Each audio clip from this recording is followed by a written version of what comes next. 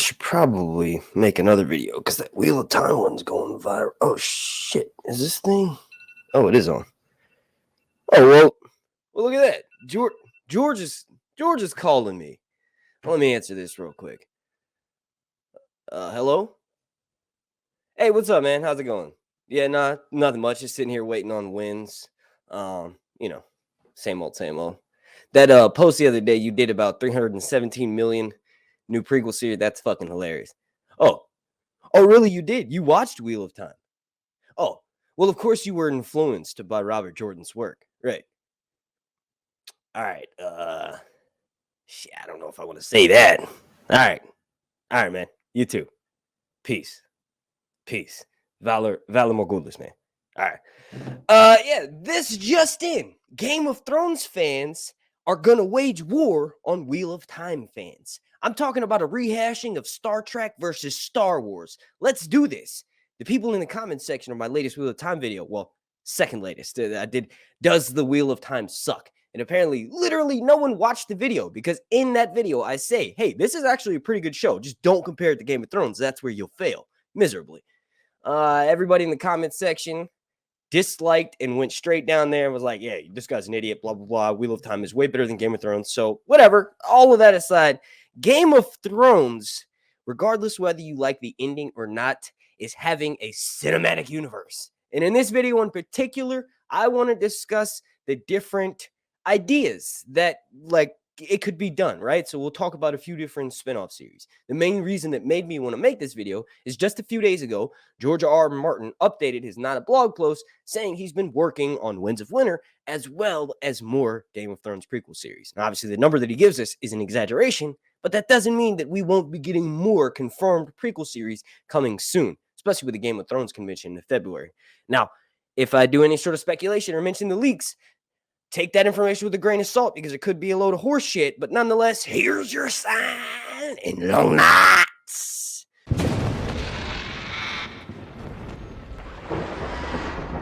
All right, so jumping right into it. Really, I actually kind of have made a video about this before. The way that a Game of Thrones cinematic universe would work the best is if you talk about certain time periods, right? So if we're going with the main series, we have a direct prequel and a direct sequel that could potentially be made.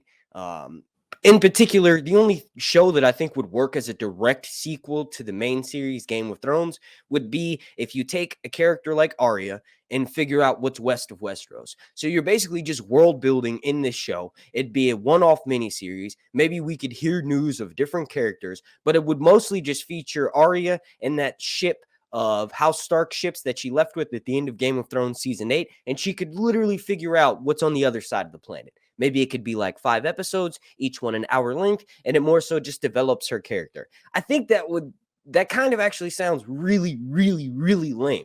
The other option is to wait until George releases Winds of Winter and then A Dream of Spring, and then you sort of can culminate those two books into maybe a final 10-episode season by bringing in new characters. Maybe each episode is truly feature length, so an hour and 20 minutes, 10-episode final season. Again, that is like, if it's possible, it's way down the line.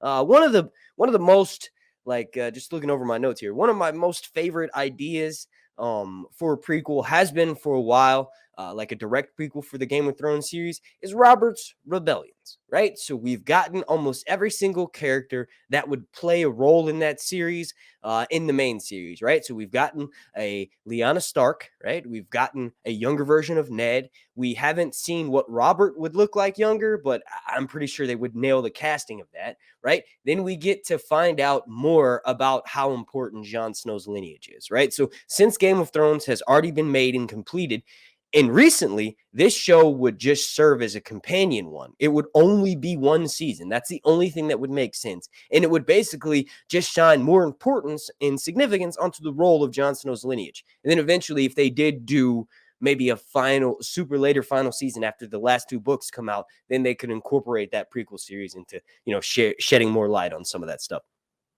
That's kind of always been my front runner because it just makes the most sense. We have everyone's kind of familiar with this timeline, and it would kind of be the easiest to just pick up and make, because a lot of those actors that they used for the flashbacks in Game of Thrones are probably still available, so you could keep with continuity of that. Another one, and this one is probably going to tie in with the Dunk and Egg miniseries, which is my favorite.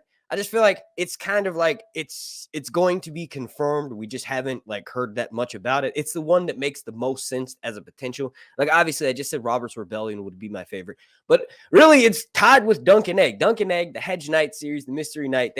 That's probably one of the best like one-offs of anything. You don't necessarily have to read the main series to understand it. It's just like it's such an amazing story. The points of views that it's written from, and like how as a reader you're sucked into the world, and like you obviously need to know something about the background of it, but the fact that those are kind of standalone and they exist inside the universe, it just shows Martin's talent as a writer. And also, a lot of people love the dynamic of the lone wolf and cub story, so that's basically what Dunk and Egg would be. And it would also, like I said, lead into the Blackfire rebellions, and maybe we could even get something that would explain more on the mystery of Bloodraven, right? So we have characters that are shown in the main series, and if I'm not mistaken, Walder Frey is alive during this time period. He's like a 10-year-old boy, right? So we could have several callbacks and Blackfire rebellions, Robert's rebellions, anything along those lines would be good as maybe 2 seasons tops, but really just all out 120-minute length episodes, 10 episodes, just something to better build out Game of Thrones, because something that Star Wars and Marvel have done has just been movies, right? So it's kind of easy to write a script for a movie, shoot it for 6 months, and put it out there. It builds on the universe. You don't have to spend that much time developing characters because it's only 2 hours, right? So Game of Thrones doesn't have any movies with that. So that's part of why it's so successful, is because everything's so well thought out. So in building this universe, I think it would make the most sense to build the timeline out around the show even more than it already has been. And then lastly, I've talked about this a bunch. I think the best thing to do, aside from a Dunk and Egg prequel series that leads into the Blackfire rebellions, aside from a Robert's Rebellion prequel series that leads into the main series, would be an animated feature on the doom of Valyria, right? So one of the things that is the biggest mystery in the Song of Ice and Fire universe is what the fuck happened to the civilization of Valyria. We know they used fire magic. We know they abused the shit out of the power. We know that they're based on the civilization of Rome and the fall of Rome. So obviously that influenced Martin's story. But the fact that there was just some sorcery involved, like obviously the volcanoes erupting are what ultimately led to the downfall of it. But they probably tried to harness the raw magic power from those volcanoes, and just like anybody that does the animated feature for that would obviously have to talk with Martin in depth to really find out what happens. But that's one of the, in my opinion, is one of the biggest mysteries, because we'd also then get to see shown on screen and adapted like how the Valyrians actually tamed dragons. And we all know, let's not bullshit, the Targaryens, much like the Starks, are everyone's favorite house. You either hate them or you love them, right? But nonetheless, the story surrounding them is the most interesting. All right, well, this seems like a good point to wrap this video up. I didn't want it to be very long. I wanted to thank you all so much for watching. If you could, please, let's start that Wheel of Time versus GOT fans over in my comment section on that last video that I did talking about, does Wheel of Time suck? I mean, I literally said multiple times in the video that I enjoy the show, and I just wanted to explain some of the fan backlash, but people literally didn't listen to 1 minute of the fucking video and immediately said this guy's bashing something we love, which I don't really do that on this channel. But anyway, thank you all so much for watching. My name's Mark, and the like goal for this video is going to be 42069. Please make sure you subscribe and turn those notifications on. My name's Mark, and this has been Sir Hunt's Reviews. Long nights.